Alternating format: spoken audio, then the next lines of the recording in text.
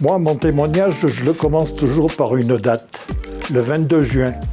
Le 22 juin, c'est la journée nationale du don d'organes en France. Et le 22 juin 2017, ironie un peu des dates qui peuvent parfois être cruelles, nous sommes invités avec mon épouse chez des amis pour un barbecue. Il fait une belle journée, il fait très chaud, nous sommes bien à l'ombre, on boit l'apéritif, et puis au moment de passer au repas, ma femme fait une fausse route alimentaire.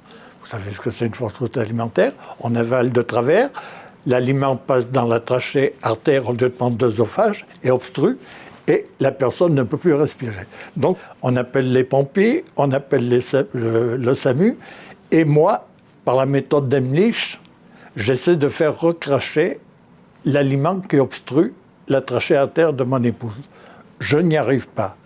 Il se passe un certain temps, j'ignore 2 minutes, 2 minutes 30, 3 minutes. Je suis derrière ma femme, ses jambes lâchent, elle chancelle, on l'allonge par terre, et là, qu'est-ce qu'elle fait? Un arrêt cardio-respiratoire.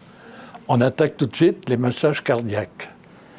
Les pompiers arrivent, prennent notre relais, le SAMU arrive, et le SAMU, en 2 minutes, arrive à extraire le bout de viande. Et avec les médicaments et les massages cardiaques, on arrive à récupérer le cœur. Elle respire, le cœur est reparti. Pour moi, c'est un petit soulagement. Elle est mise dans une coquille, mise sur mon car, portée dans l'ambulance des pompiers. Et là, la doctoresse du SAMU vient de me voir, elle me pose une question, elle me dit « Entre le moment où votre épouse fait l'arrêt cardiaque et le moment où on la récupère, il s'est passé combien de temps ?» J'ai fait « Je n'en sais rien, il s'est peut-être passé... » Dans ces moments-là, on ne mesure pas le temps, parce que c'est très important. Il faut savoir que chaque minute qui passe, c'est 10% du cerveau qui est détruit. Donc, plus vite la personne est récupérée, moins il y aura de séquelles. Donc, elle est transportée aux urgences au centre hospitalier. Arrivée au centre hospitalier, pas de place en réanimation. Donc, elle est conservée dans un box. Il est à peu près 15h, 15h30. Et sur le coup de 17h, on me dit qu'on va la transférer en réa à l'hôpital d'Estaing, à Clermont-Ferrand.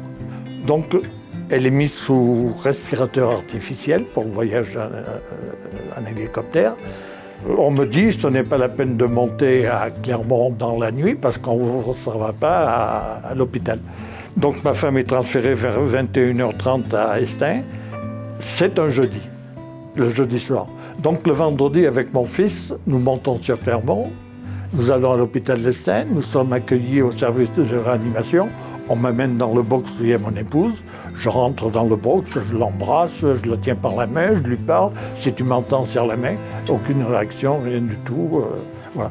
Et là, le médecin réanimateur qui s'occupe d'elle vient me voir et il me fait « Monsieur Fournier, la situation est grave. Le pronostic vital est engagé. » Donc, voilà, on discute 5 minutes. Il s'en va, il me laisse avec mon épouse, on est là avec mon fils. Bon, on regarde, il y a des machines, il y a des graphiques, il y a une activité cardiaque. Bon.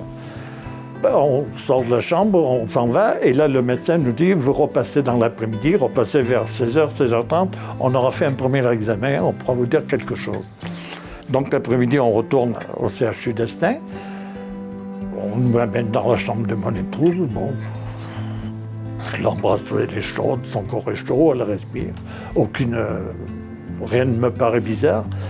Et le médecin vient me voir, il me fait « Voilà, on a fait un premier examen qui n'est pas bon du tout. » Et il semblerait que cet examen qui s'est fait, c'est un électroencéphalogramme qui est plat, qui n'est pas bon du tout.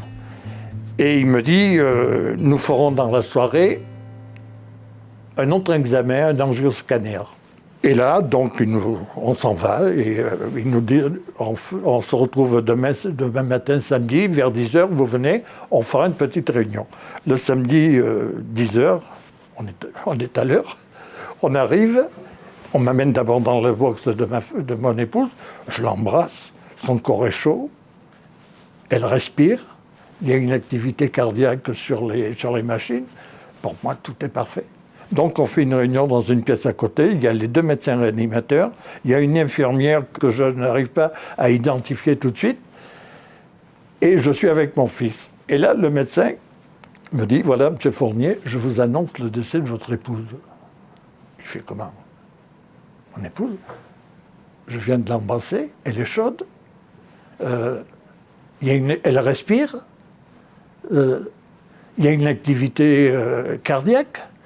Et là, il m'a fait, oui, c'est les machines qui tiennent le corps en vie.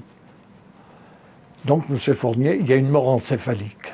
Et comme je dis, la mort encéphalique, pour quelqu'un qui ne sait pas, et pour n'importe quel prophète, le citoyen lambda, c'est une mort invisible. Et puis, on est sur la table, là, avec mon fils, moi j'ai les mains entre les épaules, et au bout d'un moment, une minute passe, le médecin me regarde, il me fait, M. Fournier, avez-vous parlé du don d'organes avec votre épouse? Je regarde le médecin, je fais non, jamais. Il me fait, êtes-vous prêt à donner des organes? Je regarde, je fais, écoutez, vous m'annoncez le décès de mon épouse, vous m'en mettez un coup sur la tête, là vous me demandez de donner des organes. Je n'en ai jamais parlé à ma femme, j'ignore sa volonté. Laissez-moi au moins 1 heure ou 2 que je puisse en discuter avec mon fils, et puis surtout que je puisse appeler ma belle famille, les frères et les sœurs de mon épouse, savoir ce qu'ils... Non, monsieur, on veut une réponse tout de suite. Et là, la panique me prend un peu, et je suis avec mon fils. Mon fils me dit, écoute, papa, ces gens-là sont là pour donner la vie, pas pour la prendre. Alors accepte le don d'organes. J'accepte le don d'organes. Et là, quand on accepte le don d'organes, on vous demande, êtes-vous d'accord pour donner les cornées? Oui ou non? Êtes-vous d'accord pour qu'on prélève les poumons? Oui ou non? Êtes-vous d'accord pour qu'on prélève les reins? Oui ou non? Êtes-vous d'accord pour qu'on prélève les 2 fémurs des olons? Alors là, je commence à regarder le médecin, je lui dis, mais vous allez me rendre quoi? Un corps désarticulé? Non, monsieur, on met des prothèses. Êtes-vous d'accord pour qu'on prélève les vaisseaux saphènes? C'est quoi le vaisseau saphène, docteur? Ce sont les artères et les vaisseaux des jambes, ça sert à faire des pontages. Voilà. Donc voilà, j'accepte tous ces dons d'organes. Et donc elle est à l'hôpital d'Estaing. L'hôpital d'Estaing n'est pas agréé pour les prélèvements d'organes. Donc elle doit être transférée à Gabrielle Montpied. L'infirmière qui était avec eux se dévoile. C'est la coordinatrice du don d'organes de Gabrielle Montpied. Et elle me dit, voilà, le corps va être transféré en début d'après-midi à Gabrielle Montpied, et je vous demanderai qu'on se retrouve vers 14h à Gabrielle Montpied, en attendant le corps de votre épouse. 14h, on arrive à Gabrielle Montpied. 15h, toujours pas de corps. 16h, pas de corps. 16h30, toujours pas de corps qui arrive. Elle appelle le Estaing. Et à Estaing, on lui dit, il n'y a pas d'ambulance médicalisée pour la transporter.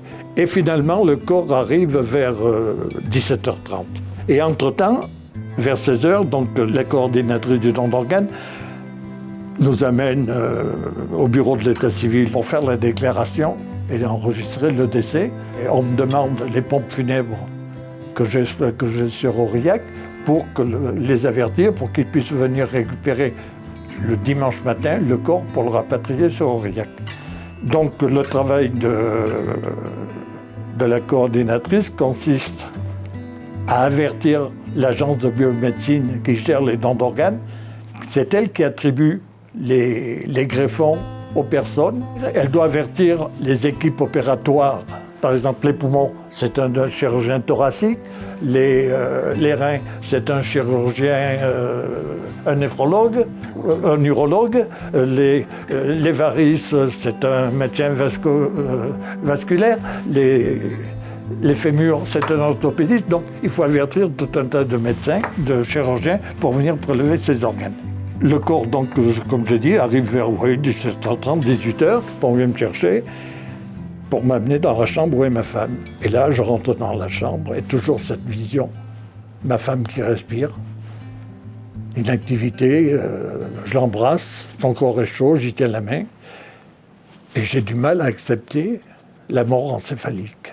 Et sur le coup de 20h, 20h30, la coordinatrice vient me voir, elle me fait, M. Fournier, il va falloir que vous rentriez sur Aurillac, parce qu'on va prendre votre épouse au bloc, parce que les opérations, les prélèvements se font uniquement tard le soir, parce que dans la journée, ils ont besoin des blocs pour les opérations programmées dans les journées pour les autres patients. Donc les prélèvements d'organes se font en principe tard le soir, voire la nuit.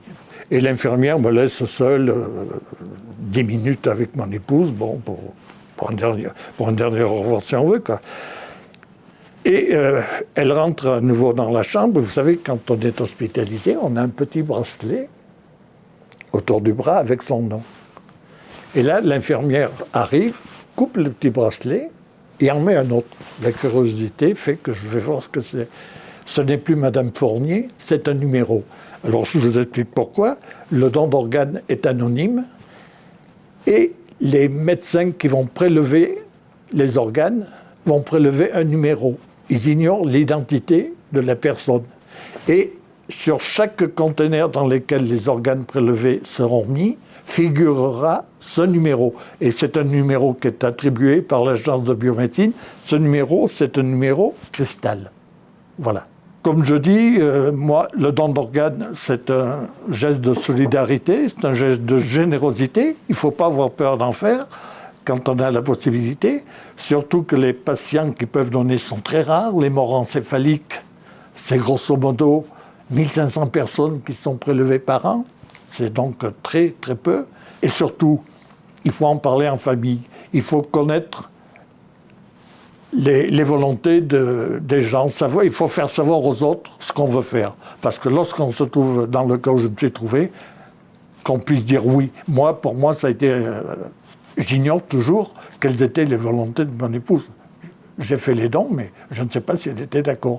Donc ma punition, c'est aujourd'hui de parler du don d'organes et d'être dans cette association. Voilà. Je suis à l'association ADOT 15, surtout parce que je suis transplanté d'un rein depuis un peu plus de 17 ans maintenant. Je vais vous expliquer rapidement mon parcours. Avant l'intervention, j'ai commencé à avoir des problèmes rénaux dans les années 97-98. C'était totalement insignifiant, mais on me surveillait. En 2001, on a commencé par me parler de dialyse, peut-être un jour. Transplantation ensuite. En 2002, là c'est allé plus vite. En 2002, je commençais à avoir déjà des problèmes au niveau rénal, au niveau filtration qui étaient assez importants. Je filtrais l'eau, mais je ne filtrais plus tellement les toxines. J'ai consulté à Clermont, puisque j'avais décidé de faire la dialyse à domicile. C'est un peu particulier, il y a peu de gens qui le font, je ne sais pas pourquoi, c'est très bien. Bon, c'est un apprentissage un peu long, un peu compliqué, mais après on a un confort qui est fabuleux. D'autant plus que moi j'avais une entreprise à l'époque et j'avais des horaires qui n'étaient pas toujours spécialement calés. Or quand on dialyse dans un centre, il faut arriver à l'heure, parce que vous finissez à l'heure, et après vous, il y a quelqu'un d'autre, avant vous, il y en a un autre. Donc là, moi si j'arrivais une demi-heure plus tard, ça ne posait plus aucun problème, je dialysais une demi-heure de plus. Jusqu'en fin juillet 2002, j'avais encore une créatinine, c'est-à-dire c'est l'indice au niveau filtration, qui était élevé mais encore correct, c'était viable. Or, fin août 2002, je ne sais pas si c'est la canicule qu'il y a eu cette année-là ou quoi, je me suis retrouvé avec un taux qui était énorme, il fallait que je dialyse très rapidement. On m'a donné 8 jours pour m'organiser au niveau de mon travail, pour pouvoir dialyser. Donc là, pendant 8 mois, j'ai fait des trajets 3 fois par semaine à Clermont. On m'a amené parce qu'après la dialyse, avec une envie, c'est dormir, donc il n'est pas question de conduire. Et en mai 2003, on m'a installé chez moi, dans l'appartement que nous avions avec mon épouse. Et là, j'ai dialysé à domicile. J'ai fait ça peu de temps, j'ai eu beaucoup de chance, car à l'époque, l'attente entre la dialyse et la greffe était d'environ 5-6 ans. Bon, moi j'ai dialysé tout compris 28 mois.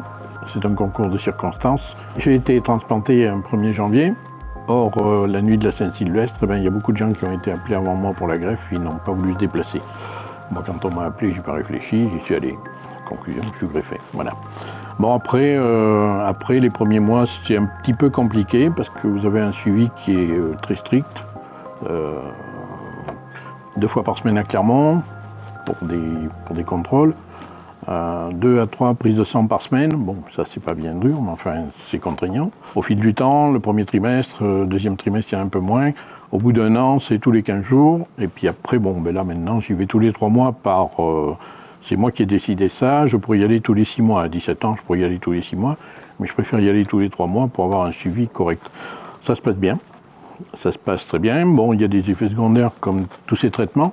Disons que pour moi, le plus important, ça a été la prise de poids. À part ça, bon, les autres effets secondaires, il n'y en a pas vraiment, à part l'augmentation du système pileux. Même pour un homme, c'est pas très gênant. Il faut se raser souvent, mais à part ça, c'est pas grave. Pour une femme, c'est plus délicat. Voilà. Donc, pour moi, ça marche. C'est le cas de le dire. Ça fonctionne bien au niveau rénal. J'ai jamais fait de rejet. Il faut dire qu'on m'avait conseillé d'être strict dans la prise de médicaments. C'est 12 heures.